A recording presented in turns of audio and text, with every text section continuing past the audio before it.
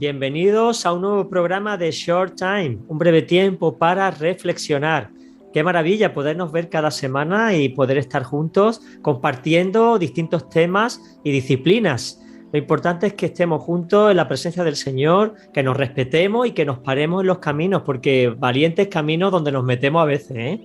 Hay que volver a la senda antigua, a Cristo, que es el camino, la verdad y la vida. Nadie va al Padre si no es por Él, y bendito sea su nombre, que así es.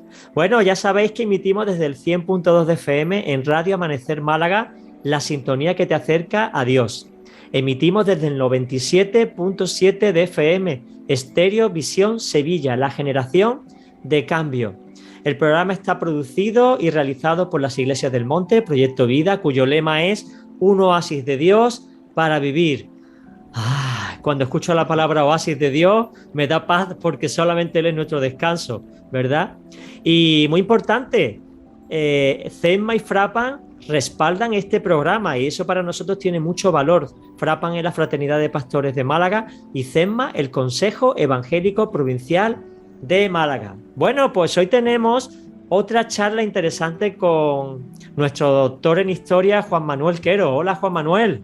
Hola Juan Carlos, ¿qué tal? Un abrazo. Igualmente, encantado de recibirte en el programa y de compartir contigo estos minutos tan interesantes. Encantado de estar con vosotros, como siempre. Bueno, ya llevamos 2 milenios casi, de programa. Nos estamos haciendo viejos rápidamente. Uf, madre mía. Yo cuando empezamos el programa, yo tenía el pelo negro. Yo tenía más pelo, seguro. Bueno, pues hoy vamos a ver, ya sabéis los oyentes, que estamos hablando sobre la historia de la Iglesia a través de los avivamientos, porque oramos mucho por avivamiento, pero no ha parado de haber avivamiento a lo largo de la historia de la Iglesia y Dios siempre ha tenido un remanente fiel y ha habido un despertar de la Iglesia en nuevos tiempos. Y bueno, ahora nos encontramos en la historia contemporánea. ¿Y eso qué periodo abarca, Juan Manuel? Pues, en fin, bueno, en primer lugar, decir que a Dios no lo podemos encasillar en épocas históricas, es una forma de sistematizar los sucesos para organizarlos nosotros y entenderlos mejor. Entonces, podríamos decir que a partir de la Revolución Francesa es cuando entramos en lo que sería esa edad contemporánea que llega hasta nuestros días. Aunque en nuestros días ya de una manera muy convulsiva de cambios, ya se empieza a hablar de etapas muy cambiantes, como digo, que ya lo iremos viendo más adelante, que es lo que tiene que ver con la posmodernidad, lo que ya algunos llaman incluso la metamodernidad, la ultramodernidad, en fin, una serie de cosas así. Pero es importante que entendamos, porque siempre que hay un cambio, digamos, de ritmo en una etapa grande de la historia, es porque se producen también una serie de elementos nuevos que llevan a actuar de una forma diferente, a asumir unas realidades distintas. Y cuando hablamos de esa etapa contemporánea, estamos hablando de que se rompe de alguna forma con lo que se llamaba el régimen antiguo. El régimen antiguo, que incluso continuará durante el tiempo del Renacimiento y pasará varios siglos, es todo lo que se arrastraba del medievo. Es decir, más un gobierno de autarquía, es decir, de autoridad, de unos pocos que mandan, de un pueblo que tiene que someterse a otros, de una iglesia que impera por imposición. Todo eso forma parte del antiguo régimen, de no poder pensar por uno mismo, sino que las conclusiones simplemente se reciben por los demás, porque los que pueden pensar son unos y otros simplemente asumir los pensamientos de otros. Con la Revolución Francesa, que no es que fuese la Revolución Francesa, pero esa revolución se utiliza como un hito para decir, bueno, a partir de aquí debemos de ir a un mundo diferente que llamamos edad contemporánea, porque ya el énfasis no es asumir lo que uno dice, sino es personal, que cada uno reaccione, que cada uno piense por sí mismo, y van cambiando los valores de gobierno, entrando las democracias, etcétera, etcétera, ¿no? Por eso va a tener un efecto en lo que es el caminar de la Iglesia, en la misma manera en la que vamos a ver cómo el hombre reacciona ante el mover de Dios. Interesante tiempo, ¿eh? Esto de dar a la persona libertad de reflexión, ¿no? Y no imponer un criterio y decir, si no haces esto vas al infierno, ¿eh?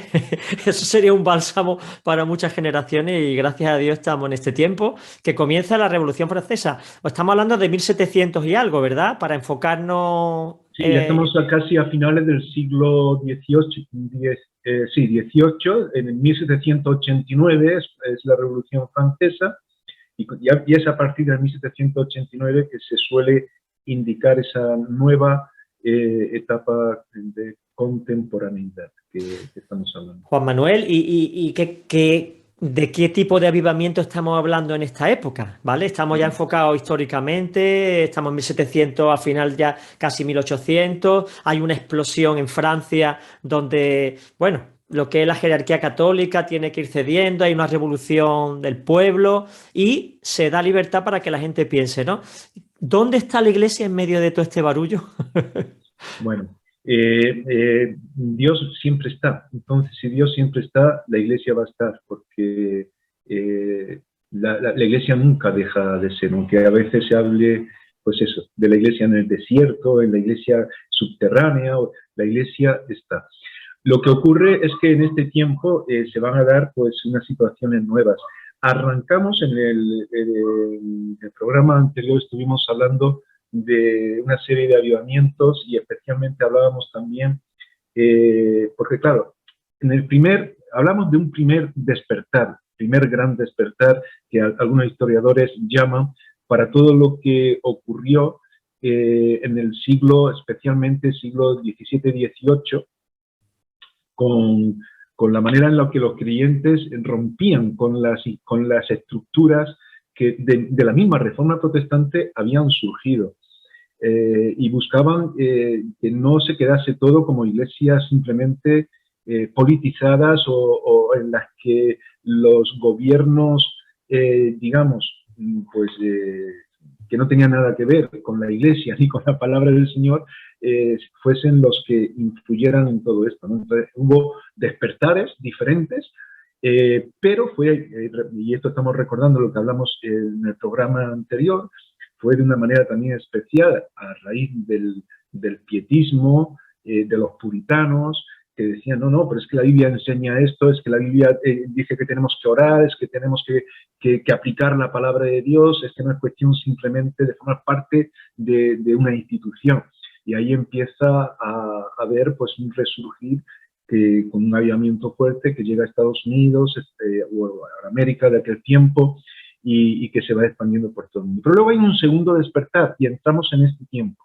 Un segundo despertar que marca unas diferencias con el primero. Y hablamos de ese segundo despertar por darle un nombre que marque algunas diferencias, porque estamos hablando el primer despertar se suele encasillar entre el año 1730 y 1740, unos 10 años en los que hubo allí un mover de formación de distintas iglesias que sobre todo lo que hacían era romper con estructuras establecidas en las que ellos se sentían un tanto encorsetados. Y en este nuevo despertar, que sería desde 1790, es decir, entramos en ese tiempo de la edad contemporánea, hablábamos de 1789 como la Revolución Francesa, pues 1790, un año después, y hasta 1840, 40, 41, se suele poner el año 40, aunque puede ser, eso es muy flexible cuando termina, porque veremos incluso que habrá hasta un tercer despertar que también se suele llamar como un énfasis muy fuerte en todo el mundo. Cuando hablamos de estos despertares, estamos hablando de avivamientos muy generales en el mundo. Pero en este segundo despertar, además, se darán unas condiciones muy diferentes, porque va a haber una proyección misionera mucho mayor. Anteriormente la había, pero va a empezar a organizarse, va a empezar a entender una situación de misiones como algo constante en la iglesia. Vamos a ver que el hecho de separarse de instituciones por entender que había que despertar y no quedarse ahí dormido sin vivir el evangelio, eso va a crear reacciones, porque habrá unos que no quieran y otros que quieran. Entonces, los que quieran, pues saldrán de esas instituciones y se van a crear una serie de denominaciones porque se van a establecer iglesias con unas líneas, como vamos a ver, y sobre todo veremos el próximo día ya específicamente, que serán claras en la historia. Se va a hablar de formación de colegios como algo que ya se estaba dando, pero no con el énfasis que se dará ahora, buscando también el avivamiento entre el mundo académico, es decir, entre los estudiantes, lo que se enseñaba, por qué se estudiaba, y se va a entrar en una dinámica de evangelización, de oración, como algo muy regular. Incluso se llegarán a establecer lo que hasta hoy día se llaman escuelas dominicales, que será en este tiempo cuando se establezcan precisamente para que haya una formación mayor en medio de todo eso. Entonces son diferencias de ese segundo despertar que va a haber en ese tiempo. Aunque va a estar muy ligado al primer despertar. Es decir, por eso digo que aunque estemos definiendo, todo está muy unido, porque una cosa lleva a la otra. Los puritanos y los pietistas que arrancaron de ahí, vamos a ver que en realidad el metodismo y todo eso que surge de ellos, los presbiterianos, va a ver un poco cómo se va, todas esas series de acontecimientos están muy relacionados. Igual que pietismo y el puritanismo estaría relacionado también no solamente con la Iglesia anglicana, sino con la Reforma Protestante del siglo XVI. ¿No? Entonces, no podemos separar. Claro. Juan Manuel, ¿y este segundo despertar está localizado en algunos países concretos de Europa o es generalizado? ¿Dónde se puede ubicar este nuevo despertar que surge? Bueno, en realidad, como decía, está muy unido al despertar que surgiría en Inglaterra, pero que llegaría a Estados Unidos. Y desde Estados Unidos es ahora que va a haber ese trampolín, digamos, por todo lo que va a surgir allí y se va a desplazar sobre todo por toda América. Pero posteriormente vamos a ver, incluso ya en el tercer avivamiento, que será algo muy cercano al segundo, que va a llegar a muchos lugares ya por todo el mundo. Además, hemos de entender que, bueno, lo que decíamos, un despertar significa que no hemos quedado dormidos y que hay que despertar. Claro, lo que estamos hablando de este segundo despertar, que se suele dar la fecha de 1790 y el primero terminó en el 40, es decir, pasa medio siglo entre uno y otro. Y en ese medio siglo se dan una serie de acontecimientos que de nuevo hace falta dar un empuje a la Iglesia. Claro. Y especialmente, como decía, se da en este caso, desde Norteamérica. Qué interesante lo que tú estás comentando de que Dios no está encasillado en el tiempo, sino que Dios está por encima y está proveyendo, ¿no? Como él dice en la Biblia, que él tiene preparados los pasos por donde hemos de caminar y va viendo que la iglesia se va adormeciendo y ¡pum!, despierta a un remanente que suele estar buscando y preparándolo para seguir bendiciendo. Menos mal, ¿eh? Si no la iglesia se hubiera quedado en el siglo I ya obsoleta, ¿eh? El Espíritu Santo mantiene a la iglesia viva y, como dice la palabra, está preparando una iglesia sin arrugas y sin mancha. Mencionas algo muy interesante acerca de la vieja y la nueva escuela. ¿Qué es eso de la vieja y la nueva escuela? Es un nombre, sí, es un nombre que suelen dar los historiadores de historia de la iglesia, sobre todo refiriéndose a los presbiterianos.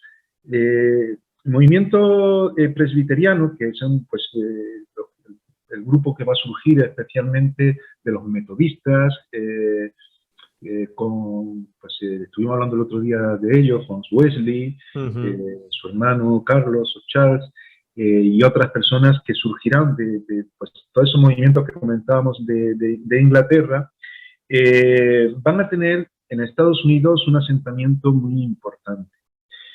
Pero efectivamente había unas posiciones que se estaban dando y que muchos las veían como contrarias a la palabra de Dios. Y la vieja escuela era esa digamos, forma de vivir en el sentido en el que la predestinación, ese aspecto calvinista, podríamos decir, de la predestinación, pues ellos lo llegarían a asumir como que, bueno, Dios iría haciendo todas las cosas, que tampoco había que hacer nada más, y esperar de una manera más no extática, sino estática, de Vale, estar vale. tranquilos, y eso era la vieja escuela. Pero es que además estaban asumiendo como algo regular la institución, porque se formó como una institución de esa sociedad del norte de América o sur de Estados Unidos, ya con todos los países de Estados Unidos, si queremos llamarlo así, y que tiene que ver con la esclavitud. Es decir, la esclavitud comienza a darse de una forma muy notoria como algo normal. Y esto va a crear un problema dentro de los movimientos, no solamente presbiterianos, sino también de las iglesias congregacionalistas que se irían formando, que tienen la diferencia entre, bueno, esto es un poco más amplio, a veces se habla de presbiterianos para hablar de las iglesias que vienen de la Reforma. Pero no es exacto, aunque muchas veces se habla así, porque presbiteriano tiene que ver también con una forma de gobierno. Y claro, cuando se hablaba se habla de los presbiterianos, estamos entendiendo también que es un presbiterio quien está coordinando la iglesia. Y de hecho vamos a ver que predicadores de este gran avivamiento que se da en este segundo gran avivamiento serán pastores que pues del grupo presbiteriano serán enviados para predicar como obispos al norte de América. Y ahí se va a producir todo esto. Luego mencionaremos esos predicadores porque hubo un grupo de predicadores especialmente destacados que llegan a decir que son las personas que Dios usó de una forma especial para que se produjera ese gran avivamiento. Bueno, la vieja escuela quería mantener un poco todo eso más pasivamente, asumir como una realidad incluso buena la esclavitud. Los mismos pastores podían tener esclavos y podían actuar de esa forma y no había ninguna nota de rechazo a la esclavitud. Pero surgió la nueva escuela. La nueva escuela es la que reacciona en medio de todo esto, entendiendo que la palabra de Dios denuncia estas cuestiones y que había que salir de ese conservadurismo calvinista, que no es que Calvino aprobara esto, pero es el nombre que se le da, de mantenerlo todo igual e incluso asumir dentro de las iglesias de aquel tiempo y de la sociedad de aquella época lo que tenía que ver con la esclavitud. Entonces surge un avivamiento en medio de todo eso, que sería la nueva escuela, donde habrá predicadores que van a estar hablando de todo ello, donde hay una importancia bastante grande en cuanto a ser abolicionistas, es decir, rechazar totalmente la esclavitud, no solamente de aquellos que son cristianos, sino de condenarla como una práctica social que no debería de existir. Esa sería la nueva escuela. Esto va a crear una división importante también dentro de la iglesia metodista, que se van a formar diferentes iglesias, las que están en contra, las que están a favor. Se hablará de la iglesia del sur, la del norte, en fin, se van a dar una serie de cosas que a lo largo del tiempo van a persistir. Pero bueno, el avivamiento y todo lo que se mueve en ese entorno se va a materializar buscando que sea la palabra de Dios la que ponga orden en todo eso que se estaba entendiendo que no era adecuado. Claro, claro. Bueno, siempre tiene que haber un cambio, ¿no? Porque, oye, tendemos a ser religiosos, ¿no? A estructurar nuestros cultos y eso al final nos acaba alejando de Dios y pareciéndonos más al mundo que al mismo Cristo. Y de nuevo el Espíritu Santo reanima a la iglesia y empieza a rebrotar sus valores, ¿no? ¿Cómo se mueve el Espíritu de Dios en este tiempo? Porque claro, no quiero entender que los de la vieja escuela eran todos malos y los de la nueva escuela son todos buenos, sino ahí tuvo que haber un despertar progresivo de las personas, ¿no? Donde decía, bueno, es que realmente esto no es apropiado, Dios no nos ha llamado, como dice, ya no hay esclavo ni libre, ¿no? Decía Cristo, somos uno en Cristo, dice la palabra, ¿no? ¿Cómo se mueve el Espíritu de Dios en este tiempo de avivamiento cuando se introduce la razón? Porque claro, si la tendencia es lo que diga el sacerdote o el pastor, lo que diga el ministro de culto, que tiene la autoridad, es lo que hay que hacer, pero ahora se cuestiona todo. y yo creo que es sano, ¿no? Empiezan a replantearse cómo se vive todo esto, cómo lo hace el Señor, históricamente hablando, cómo va surgiendo esta progresión o este crecimiento espiritual de donde la razón tiene que dar explicaciones también a la fe. Claro, efectivamente. Bueno, me parece una expresión muy buena la que acabas Ay, gracias, de Señor. decir. Me parece muy bien. Efectivamente, se va a dar algo que es muy importante. Ya desde el primer avivamiento van a surgir de manera individual muchos planteamientos por ir reflexionando individualmente, pero ya en esta segunda parte es que eso es algo que llega, digamos, a entrar en una normalidad, podríamos decir. Pero la institución, todos aquellos que se sienten en autoridad para tener la última palabra en todo, claro, pues seguirán estando, seguirán estando. Y es verdad que incomprensiblemente, incluso hasta hace poco, la esclavitud eh, se ha mantenido como una realidad, incluso en medio de la Iglesia. Y el Espíritu Santo se mueve. Claro, es que lo que no está bien no se puede decir que está bien. Y yo creo que tenemos que sentirnos, porque la palabra de Dios así lo muestra, que lo examinemos todo, que retengamos lo bueno, que demos un culto racional a Dios, es decir, no simplemente sin entender lo que estamos haciendo. Y claro, cuando esto es así, pues hay que saber armar todo eso. Es decir, si hay personas que salen por un lado diciendo, no, esto es así, otro por otro lado, bueno, vamos a hablar, vamos a dialogar, vamos a ver qué es lo que Dios quiere, pero siempre buscando que la palabra esté en el centro. Que la Claro, palabra de Dios sea la que nos guíe, que Dios nos hable, que Dios nos guíe, que Dios nos muestre, que no sea simplemente mi criterio, mira, a mí es que me parece esto, porque tal filósofo, no, vamos a ver, porque para nosotros es importante lo que la Biblia, como revelación especial dada por Dios a los hombres, nos muestra, y tenemos que dejarnos llevar por todo esto, y a partir de ahí, entonces, tenemos que seguir creciendo y tenemos que seguir reorganizándonos hasta que el Señor venga. Ahora, se da en este tiempo también fíjate que con el pietismo alemán, cuando hablamos de pietismo estamos pensando más en Alemania, todos esos grupos que surgen de las iglesias establecidas, con el pietismo alemán también va a surgir el iluminismo alemán. ¿Qué significa eso? Pues que van a surgir personas que van a pensar por sí mismas, reflexionando sobre temas e incluso se van a conocer mundialmente hasta el día de hoy, forma parte de los estudios de filosofía, filósofos que se llaman evangélicos, protestantes, y que se llaman filósofos porque empiezan a discurrir y a decir, bueno, esto como es, si Dios es así, si esto es así, si esto está... Bueno, pues van a entrar en juego una serie de filósofos influidos por todo lo que en ese tiempo, en ese siglo, en este tiempo que estamos hablando de la edad contemporánea, van a aportar una serie de cuestiones que son importantes. Uno de ellos será Rousseau. Rousseau hablará, porque cuando estamos en el siglo XIX estamos hablando también mucho del romanticismo.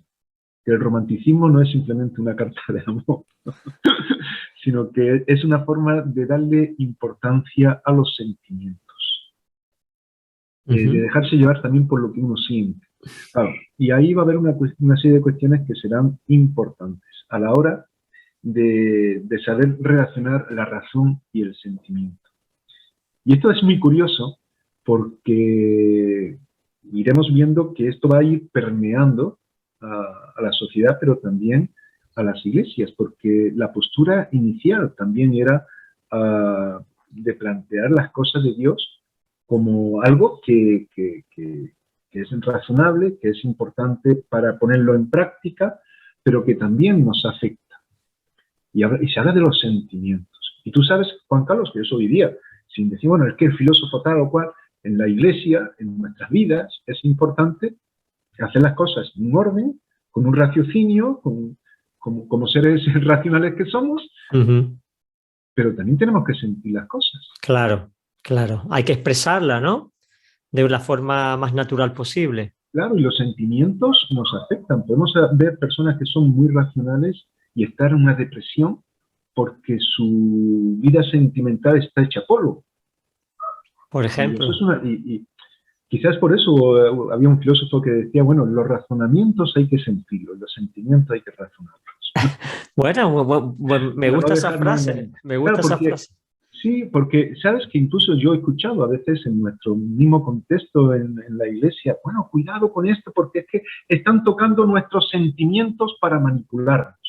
No sé si eso lo has escuchado tú alguna vez. Sí, sí, sí, sí. Bueno, pero es que también se puede utilizar la razón para manipularte. Y hay Totalmente. algunos expertos que te llevan a que entiendas una cosa de una manera y te dicen, ¿lo entiendes? Y dices, sí, dice, pues está equivocado. Y luego te lo presentan de otra forma y te descolocan, ¿no? Por Claro. eso, para nosotros es tan importante esa razón y ese sentir, pero basado en la palabra de Dios. Porque el Por- corazón es de, engañoso. de hecho, dice el Señor que amemos al Señor con todo nuestro ser, espíritu, con todo nuestro ser, mente, corazón, alma, fuerza. O sea, es un conjunto de la parte racional, la parte de voluntad, la parte emocional. Todo tiene que estar ahí impreso, ¿no? Y seguimos, Así como es. dijo, alguien dijo, mientras seamos sujetos, seremos subjetivos.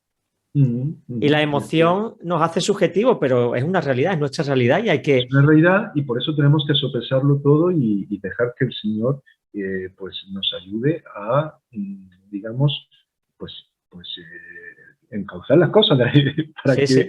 para que estén en línea a lo que Él quiere, que es lo que nos enseña la palabra de Dios. Rousseau era creyente, ¿no? Porque creo que hay Sí, una especie de ley de Rousseau que decía que, comparando el creyente con el no creyente, que el creyente siempre ganaba. Dice, si un creyente hace la voluntad de Dios y un no creyente no hace la voluntad de Dios, si resulta que no existe Dios, pues el creyente habrá vivido con buenos valores, habrá vivido bien y luego no hay nada. Pero si resulta, y el otro, pues tampoco habrá ganado nada, pero si resulta que Dios existe, el creyente lo gana todo, pero el no creyente lo pierde todo, con lo cual al final el creyente siempre gana. Esa es una especie de analogía que él tenía. está bien. No, la mayoría de los filósofos que voy a mencionar yo ahora son todos de familias, incluso en la mayoría de los casos protestantes. Hablo de ellos en un libro que trabajé en relación a mi tesis doctoral, que era Enseñar para la vida, el protestantismo a través del krausismo y de Pestalozzi. Hablo de todos estos filósofos y de algunos más explicando quiénes eran, cómo se forjaron sus ideas, porque en esa época también surgiría pues socialmente una educación que iba a afectar a todo el sistema pedagógico en el mundo. Y estos filósofos fueron fundamentales también para todo ello, con perspectivas, como estabas apuntando tú, de la fe también. Aunque no lo manifestaran, dijeron, no, es que esto es de la Biblia, pero ellos partían de unos principios. Por ejemplo, alguien que también podemos mencionar es Kant.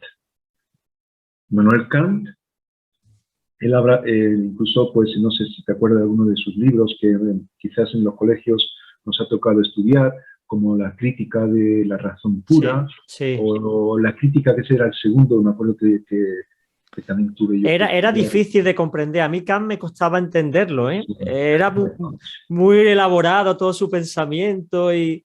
Sí, claro, sí. porque se metían en profundidades, sobre todo en el contexto en el que ellos estaban, que se posicionaron en, pues eso, en unos argumentos racionales, pero lo interesante de ellos es que, bueno, unos eran influidos por otros también y juntos se complementaban en muchas cosas, y a veces otros repetían lo que decían otros porque creían que era importante. Algunos eran más o menos originales, pero destacaban lo que entendían que era bueno para la vida. Y lo bueno de ellos es que conocían la palabra de Dios y estaba detrás de lo que estaban comentando. Kant, por ejemplo, cuando hablaba de esto, de la crítica de razón pura o la crítica de la razón práctica, que sería otro de sus libros, está hablando de algo que también es muy importante y que va a afectar en este tiempo. Está hablando de aquello que Dios nos muestra y que cuando Dios nos lo presenta es categórico.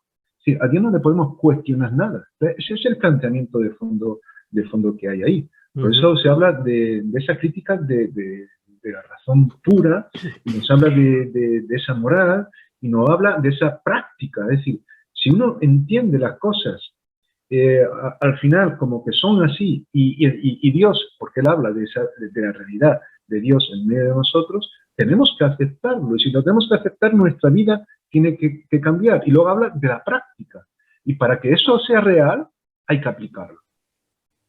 Y lo que plantean estos filósofos, aunque fijaros, fíjate Juan Carlos, en el segundo avivamiento va a haber una especie de querer separarse de los filósofos, del raciocinio, porque parecía que era como abundar mucho en la mente, las cosas de Dios, como que no tenían que ver con eso, que es muy curioso, porque la palabra uh,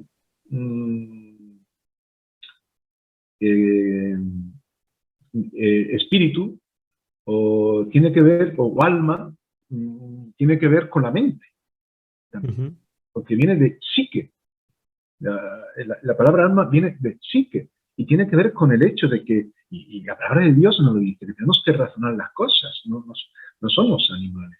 Y tenemos que buscar pues eso, lo que Dios tiene para nosotros. Y cada uno luchará por todo eso y por una aplicación de una conducta que estuviera en esa línea y que entendida delante de Dios fuese categórica, es decir, que no se cuestionase cuando ya fuese totalmente algo que entendemos, incluso racionalmente, no porque nos lo impone alguien o porque lo dice la Iglesia, sino porque vemos que es la voluntad de Dios. Y eso es algo importante dentro del avivamiento que decía. Sí, la Iglesia se iban a separar un poco de todo ese movimiento, pero luego iban a ser permeados igual. Sí, porque es que las estructuras sociales empezaron a cambiar por ese sentido. Sí, claro. El tipo de gobierno, el tipo de relacionarse, la forma de enseñar, etcétera, etcétera. Otro será el Ley Imagen, que este es más... Ese no tenía apellido porque el nombre ya es complicado. No, este es el apellido. Es el apellido, ¿cómo será el nombre? Pero él tiene también... claro, porque hay movimiento filosófico en este sentido. Cuando hablamos de filosofía ya nos suena como algo muy contrario al espíritu, ¿no? Pero son creyentes. Y de hecho, hoy día en nuestro pueblo evangélico tenemos cristianos que han estudiado filosofía y que aprovechan sus estudios para hacer ver claramente cuestiones que tienen que ver con lo que es la fe, ¿no? Claro, es que al mundo intelectual hay que llegarles también con la razón. Entonces, personas que están en ese nivel cultural pueden llegar y expresarle en su lenguaje la fe. Tiene que haber en todas partes. Pero aunque yo creo que también, porque es verdad que muchas veces en un sentido más académico se estudia todos los temas más complicados y tal, pero en definitiva las conclusiones también llegan a todos. Son más sencillos, los más académicos, porque al final, es decir, tú puedes estudiar cómo se hace el pan, pero todos tenemos que comer pan, o todos podemos comer pan, tengas una posición mejor u otra. Pero bueno, uno estudiará como todos conducimos un coche, ahora uno estará en quién hace el coche, en fin, es algo distinto, ¿no? Pero sí que afecta a todos, es decir, los planteamientos que se darán aquí afectarán a todos. En este caso, el Leimacher hablará de algo que es muy interesante, hablará también de ese sentimiento que hablaba Rousseau, pero en este caso él hablará del sentimiento religioso y hará un énfasis en todo ello en cuanto a cómo se siente uno delante de Dios. La dependencia de Dios. ¿Cuál es la dependencia de Dios y cuál no es? Entonces, claro, todo eso se va razonando, se va explicando, se va haciendo ver y se va poniendo entredicho a todo aquello que se ha estado planteando como que es estar dependiendo de Dios y no es depender de Dios, sino que es depender de unas personas o es depender de unas instituciones. Y luego otro más, voy a mencionar dos más rápido, porque claro, bueno, aquí no tengo las fotos de ellos, ya entro en otros, pero bueno, lo dejamos aquí. De momento podemos dejar el siguiente que nos va a llevar a algo que es interesante. Tengo una pregunta, Juan Manuel. Dime. ¿Y la Iglesia Católica en este tiempo, cómo observa este nuevo despertar o este deseo de razonar la fe y darle sentimiento? ¿Está un poco al margen o de alguna manera también acaba implicándose en este movimiento? ¿Hay filósofos católicos que están ahí? Un poquito, porque claro, la Iglesia Católica siempre ha estado a lo largo de los siglos. En este tiempo hay un despertar también dentro de la Iglesia Católica, Bueno, en ten en este cuenta que sentido. estamos hablando de un avivamiento que yo lo estoy enfocando en este punto porque se da entre las iglesias protestantes, evangélicas. Ah, Y vale, eso vale. cambia la situación. Fíjate que estamos hablando de Estados Unidos, de donde surge este segundo despertar, que va a ser la iglesia, aunque habrá una influencia, ya lo hablamos también en las misiones que realizará la Iglesia Católica, ya lo hablamos en el programa anterior, quiero decir, que se verían también en Estados Unidos, pero la mayoría sería la Iglesia evangélica en este caso. Pero ten en cuenta que estamos hablando de iglesias, estamos hablando de iglesias congregacionalistas, presbiterianas, pero con un énfasis también muy congregacional, y cuando yo hablo de congregacionalismo, estoy hablando de congregaciones que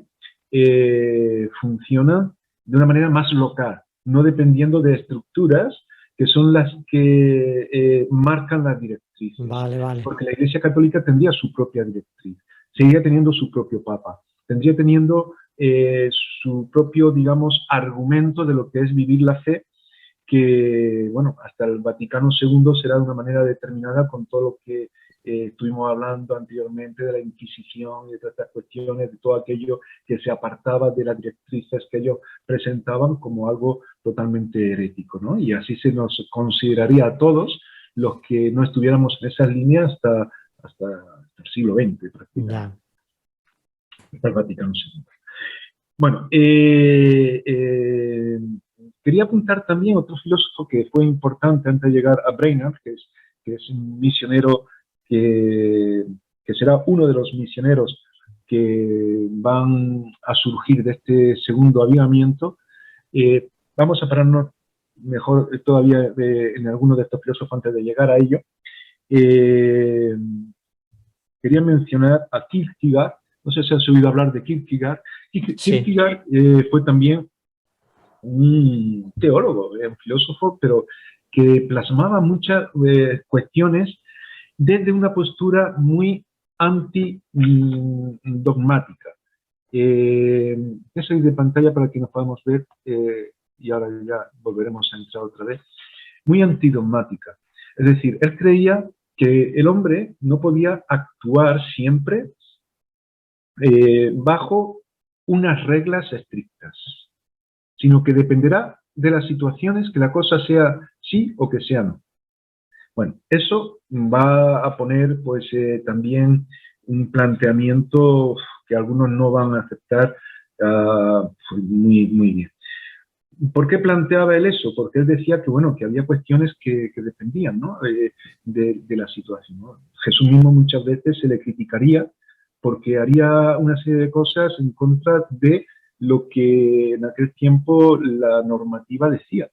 Por ejemplo, en el sábado no se podía hacer nada, y Jesús hacía una serie de cosas que algunos, o no podía relacionarse con alguien que tenía lepra porque era inmundo, y Jesús... Entonces, claro, la norma está ahí, pero ¿hasta qué punto debe ser llevada a cabo? Entonces, él planteará también, y seguimos ese enfoque más personal de la fe, que claro, es complicado, porque si tú estás en una iglesia, la iglesia enseña algo y tú actúas delante de Dios por entender que Dios tiene algo y actúa de una forma diferente a como la iglesia dice, te la está jugando. Pues fíjate lo que decía Kierkegaard, luego se irá dando en algo que algunos dirán, bueno, esto no es muy bíblico y tal. Y bueno, está ahí, pero tiene que ver también con un sentido de buscar lo que Dios tiene para cada momento. Por poner un ejemplo, bueno, él presentaría elementos que otros luego irían desarrollando, que se conocerá dentro de la ética y de la filosofía como la ética de situación. No sé si has oído hablar de la ética de situación o la ética... No. ¿no? La ética de situación es, dependiendo de la situación en la que estás, así tienes que actuar. Bueno, eso es lo habitual, ¿no? Claro, pero tú imagínate, Por desgracia. por ponerte una cosa muy drástica, ¿no? Muy drástica. Yo en una clase me acuerdo con los alumnos que se lo ponía.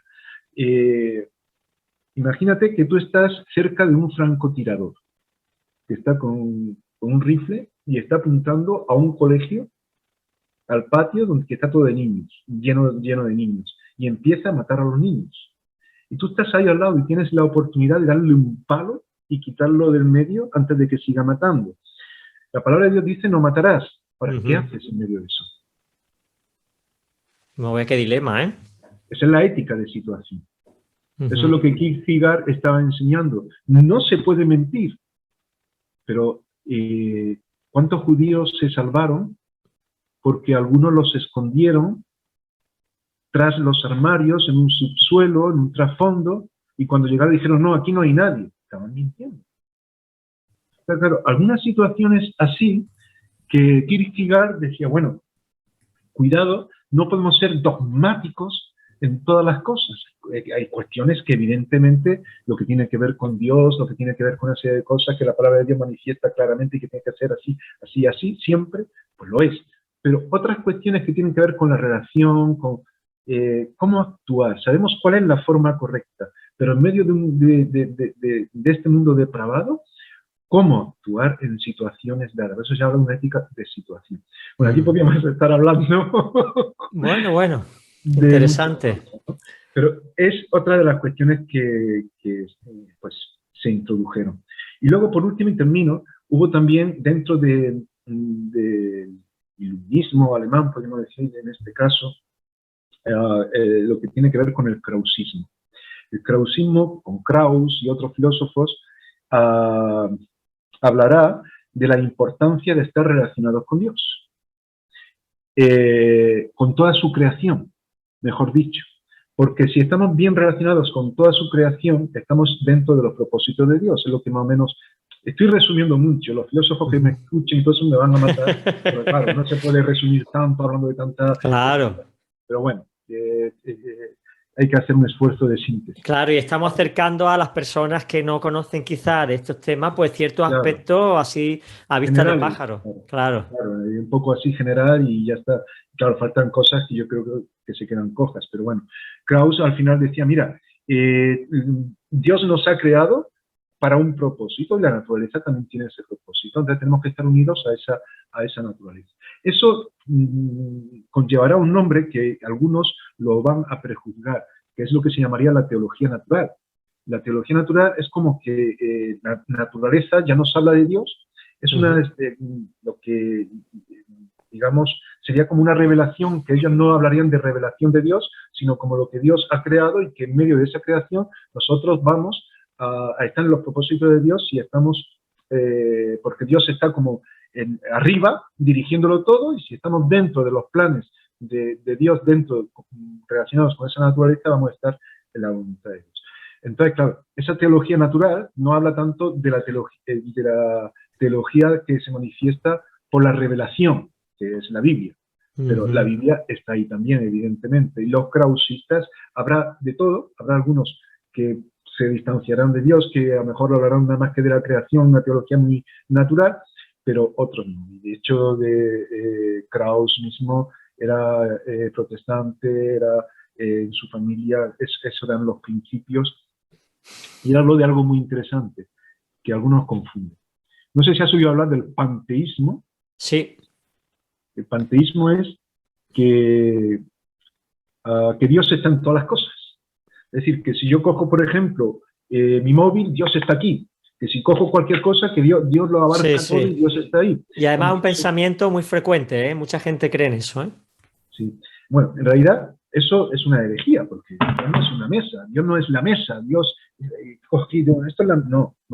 Pero Krauss lo que dijo fue otra cosa, aunque le acusaron de esto, de panteísmo. Él habló y introdujo un concepto nuevo que yo desarrollo en el libro este que comentaba de Enseñar para la Vida, que es el panenteísmo, no panteísmo, que la palabra pan significa todo, panteísmo es Dios en todo. No, él habló de panenteísmo, que significa no que todas las cosas son Dios, sino que todo tiene que estar en Dios. Ujú. Pan, es decir, todo en Dios, teísmo, en teísmo, todo en Dios. Es decir, que cuando todas las cosas están puestas delante de Dios, es que todo va a funcionar bien.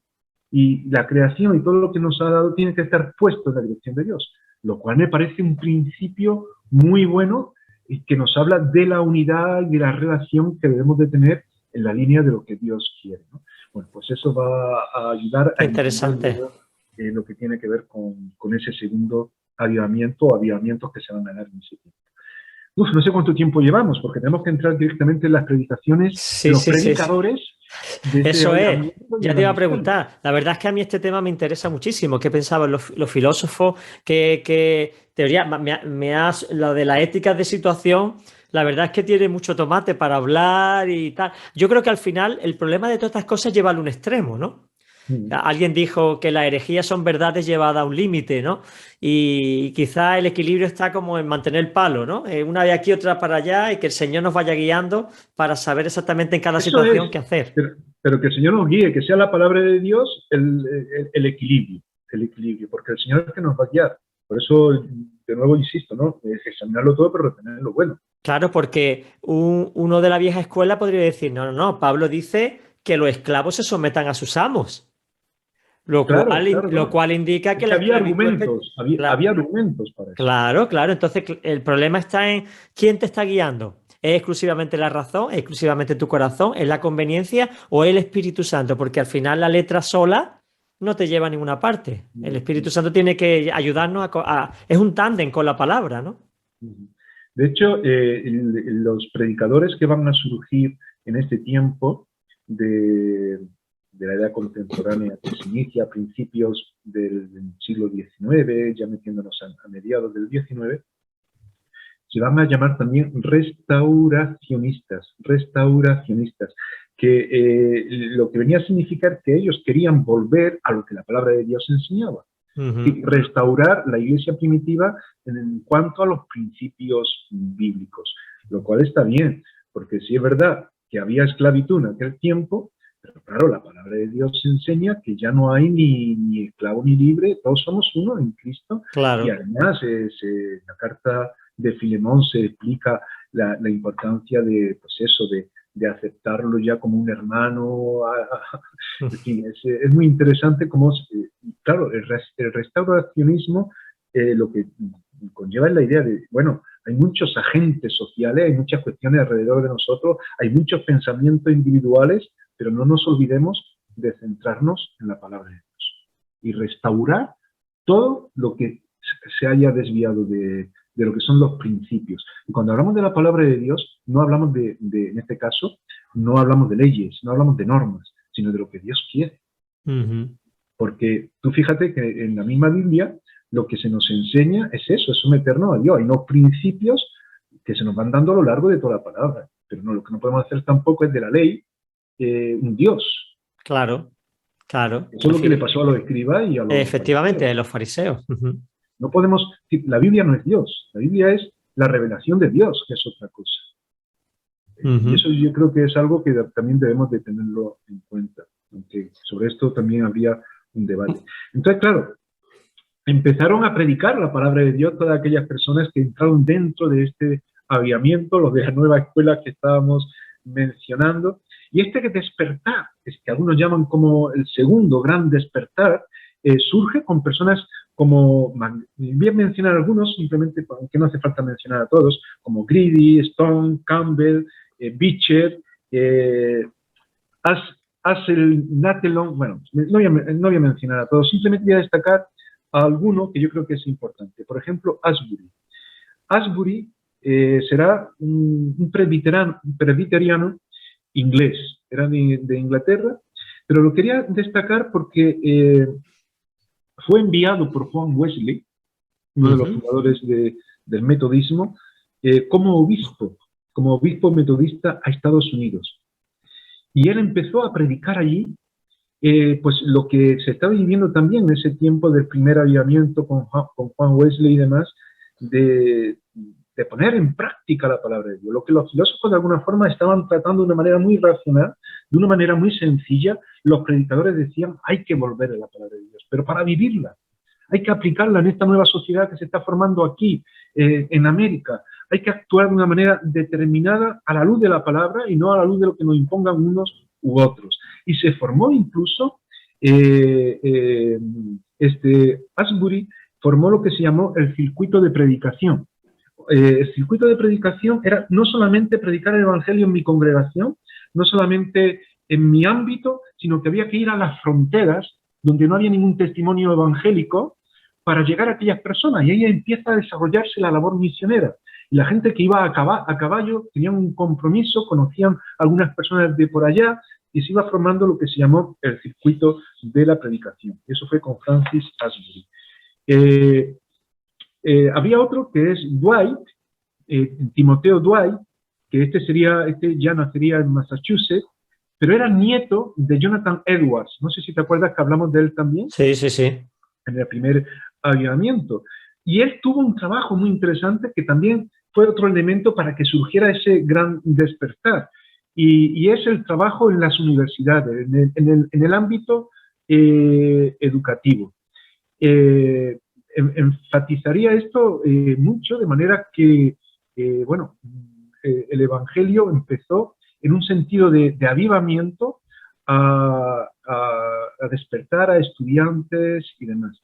Y el más destacado que se reconoce en ese segundo despertar fue Finney, Charles Finney, que él era de Connecticut, era abogado, pero se convirtió leyendo la palabra de Dios, escuchando la palabra de Dios, y su conversión fue increíble, porque, increíble, fue muy sorprendente para muchos porque fue muy inmediata. Y fíjate lo que él mismo escribe en una autobiografía de él, dice, el Espíritu Santo descendió sobre mí de una manera que parecía invadir mi cuerpo y mi alma. Pude sentir la sensación como de una corriente eléctrica yendo y viniendo en mi interior. Bueno, y Finney comenzó a predicar el Evangelio de una manera como la que no se había visto anteriormente. Se convertían masas de personas. Se convertían miles de personas, pero su mensaje era de avivamiento para los creyentes, pero eso desencadenaba también la conversión de muchas. Su mensaje es muy interesante, porque estábamos hablando antes de la esclavitud, y él precisamente tenía un mensaje que era también muy social, en el sentido de que no solamente predicaba el mensaje de salvación en Cristo, sino que hablaba de que ese mensaje de salvación llevaba a una conducta diferente. Y hablaba de la esclavitud como algo que el cristiano tenía que rechazar. Que no solamente se tenía que quitar de aquellos que formaban parte del liderazgo, que eran pastores, sino que había que condenar la esclavitud. Y su mensaje también tendría ese sesgo social. Y con él comenzarían también a formarse escuelas dominicales. Hablábamos de esto al principio, que se sugería en este segundo despertar, pues sería con Finney quien promocionaría la enseñanza en las iglesias para que el pueblo fuese formado a la luz de la palabra de Dios, pero para vivir de una manera distinta. Formando incluso porque en este tiempo se dio lo que se llamó los campamentos de avivamiento, que iban por lugares y se juntaban montones de personas y se predicaba la palabra de Dios, pero eran reuniones de avivamiento. Era para creyentes, lo que pasa es que los creyentes invitaban a otros y se convertían unos y otros eran avivados por el Espíritu Santo usando Dios a Finney, además de todos estos predicadores que iban al circuito de predicación, a las fronteras y demás, y muchas personas empezaron a convertirse. Y hasta tal punto que si hay una expresión que se usaba para estos grupos de personas que se convertían porque iban por diferentes lugares con estos campamentos y el avivamiento que había entre los creyentes y las conversiones, daba a que esas zonas se llamaran distritos quemados. Distritos quemados. Por fuego del Espíritu. Sí, como que el Espíritu lo quemaba todo, Qué fuerte. y había una recuperación y un ánimo de compartir el Evangelio pues a todo el mundo. Y ahí empezó la obra misionera. Madre De una mía. forma muy especial, de una manera muy especial. Incluso es muy interesante, eso habría que estudiarlo, pero en este tiempo del segundo gran avivamiento, la mayoría de las personas que se convertirían y que experimentarían el avivamiento serían mujeres. Anda. Eran mujeres. Se destaca eso, se destaca eso. Y bueno, podríamos hablar un poco de ello, pero no tenemos tiempo. Por eso creo luego también algunos problemas, porque había maridos que impresionaban a la mujer y decían, o Cristo o yo. Porque claro, ellos no querían vivir de esa forma y Claro. las ponían en ese dilema. Y hay testimonios de todo esto. Pero esto llevó luego a que se organizaron y se formaron organizaciones misioneras y misioneros que fueron saliendo a predicar el evangelio a diferentes lugares. ¿El doctor Livingstone estaba entre ellos o ese de otra época? Estaban entre ellos. Mira, voy a compartir de nuevo la pantalla porque efectivamente estaban entre ellos y además, a ver si me deja pasar la... Vamos. No, no me deja. Estaban entre ellos, pero se dieron... Livingstone, como sabes, hizo un trabajo muy importante en África. Sí.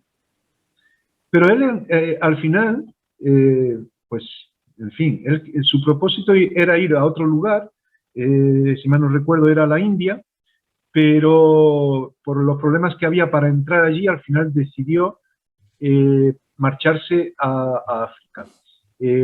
Tuvo relación con otras personas de allí y sintió ese llamamiento especial, ¿no? Y creo que lo tenía por alguna parte a Livingstone, además, aquí creo que está. Bueno, pues Livingstone, que me sale aquí. Ahora. Vale, ya. Livingstone, como ya lo pongo ya que lo mencionabas, era pues eso, era un explorador, un descubridor, lo contrataron diferentes empresas para escribir, para hacer cartografías de esos nuevos lugares, pero él iba a África con el propósito de compartir el evangelio. Y hizo diferentes expediciones para no solamente cartografiar y descubrir nuevos lugares, sino para compartir el evangelio, y de ahí que sea conocido no solamente como misionero, sino también como explorador de aquel tiempo. Y se dio precisamente en medio de este contexto que estábamos comentando. Uno de los primeros misioneros que fueron enviados sería David Brainerd. Como puedes ver, en esta representación hay unos indios, está en un poblado indio, y él fue también pues enviado a predicar el evangelio entre los indios de Nueva York y de Pensilvania. Y fue muy significativo todo lo que hizo allí. Quizás no hubo tantas conversiones, pero ahí comenzó la obra misionera de una manera especial. Y con Guillermo Carey, a Guillermo Carey se le llama el padre de las misiones, porque él crearía un contexto que llevaría a organizar, a hacer organizaciones misioneras para enviar misioneros, algo que en aquel tiempo era un tanto complicado. Guillermo Carey era una persona sencilla, era zapatero remendón, que arreglaba zapatos. Sí, sí, sí. Bueno, pues se habla de él, que él estaba arreglando zapatos, pero al mismo tiempo estaba estudiando el Nuevo Testamento en griego. Le encantaba estudiar el Nuevo Testamento y hacía sus comentarios y tenía sus apuntes en griego en la zapatería donde él arreglaba los zapatos. Y bueno, él fue llamado por el Señor también para predicar el Evangelio en la India. Y bueno, él sintió un mensaje muy especial de parte de Dios en este contexto de avivamiento, donde Isaías, el profeta Isaías dice, ensancha, leo literalmente, ensancha el sitio de tu tienda y las cortinas de tu habitación sean extendidas. No seas escasa, alarga tus cuerdas y refuerza tu estaca, porque te extenderás a la mano derecha y a la mano izquierda, y tu descendencia heredará naciones y habitará las ciudades asoladas. Y bueno, pues así es que Guillermo compartió con la iglesia de aquel tiempo en Inglaterra la necesidad de ir más allá, no quedarse solamente en el contexto de ellos.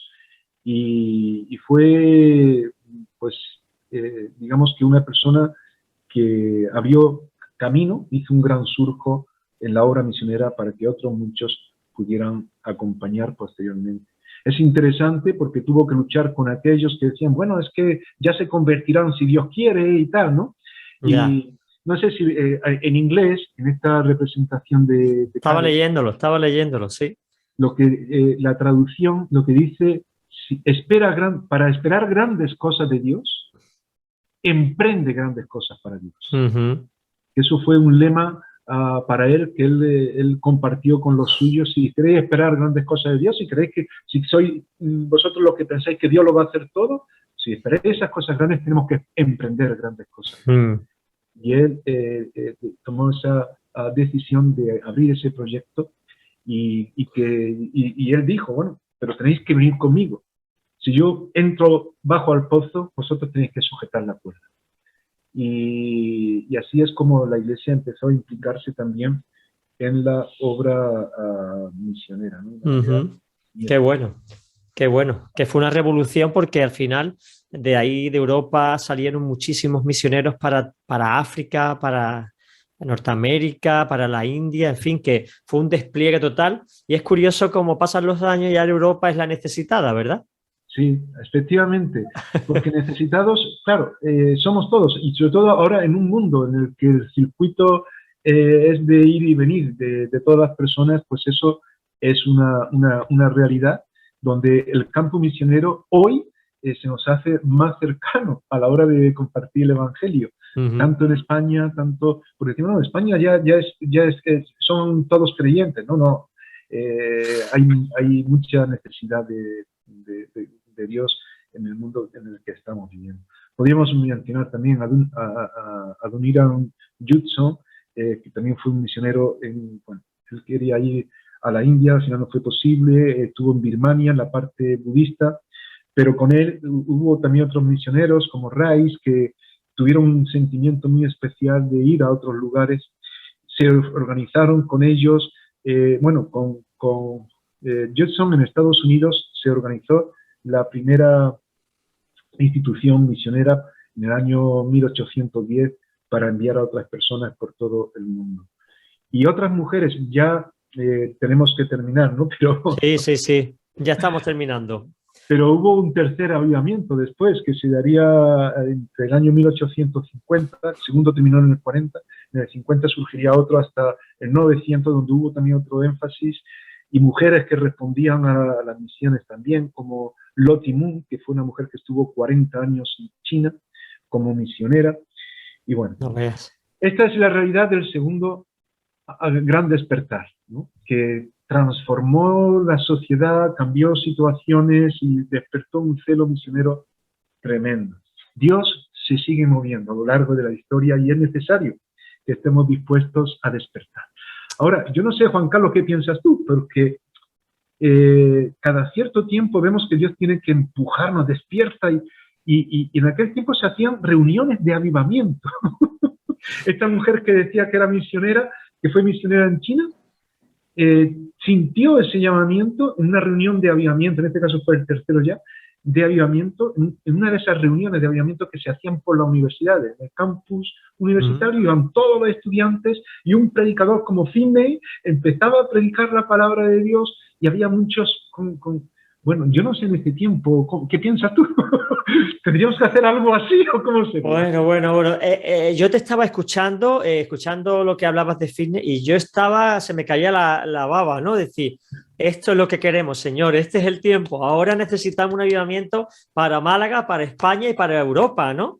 Y yo creo que Dios lo va a hacer, Dios lo va a hacer. De hecho, son cíclicos, ¿no? Ahora es Europa la que se ha enfriado, pero la obra que hizo Europa, o sea, que Dios usó para que Europa se extendiera, por ahí está. Y ahora pues estamos recibiendo hermanos de otras partes y nos estaban avivando, ¿no? Yo creo que esto se va a repetir y que Dios está levantando hombres y mujeres en este país que están avivando el corazón de muchos y que vamos a ver cosas tremendas y que podremos hablar quizá en un programa nuestro, es decir, y ahora le ha tocado a España y ahora estamos viviendo y hay grandes predicadores y hay grandes moveres y hay... Bueno, alguien dijo que Málaga sería la Antioquía del siglo XXI.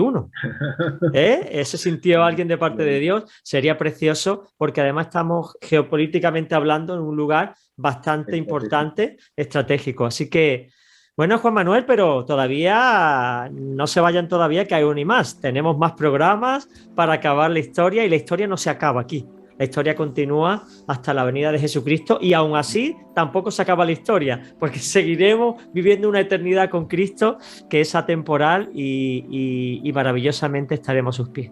Pues Juan Manuel, muchas gracias por las explicaciones, por mostrarnos de una manera sencilla y de soslayo, ¿no? Todo lo que ha ocurrido en estos años y qué pasó a partir de la Revolución Francesa, qué avivamientos hubo y cuál fue la repercusión que hubo en el mundo gracias a este avivamiento que el Señor dio a su iglesia. Pues un abrazo, hermano, y te esperamos en el próximo programa. Un abrazo, Juan Carlos. Que el Señor te bendiga mucho. Bendiciones para todos. Y a todos nuestros oyentes, vamos progresando en la historia de la iglesia a través de los avivamientos. Ya estamos muy cerquita de la época que nos ha tocado vivir y bueno, espero que te esté resultando edificante y puedas disfrutar de lo que Dios ha estado haciendo a lo largo de este tiempo. Él no va a permitir que su iglesia se quede en el camino. El que empezó la buena obra la va a acabar, sí y amén. Nosotros lo creemos y creemos todavía que lo mejor para nuestra tierra está por venir. Así que confiamos en ello, oramos por ello y hagamos una espera activa, no pasiva. Un fuerte abrazo y ya sabes, si quieres escuchar este programa lo podrás hacer en Iglesia del Monte Proyecto Vida, el canal de YouTube. Y recuerda, nos vemos la semana que viene en un nuevo programa de Short Time. Un breve tiempo para reflexionar. Un fuerte abrazo.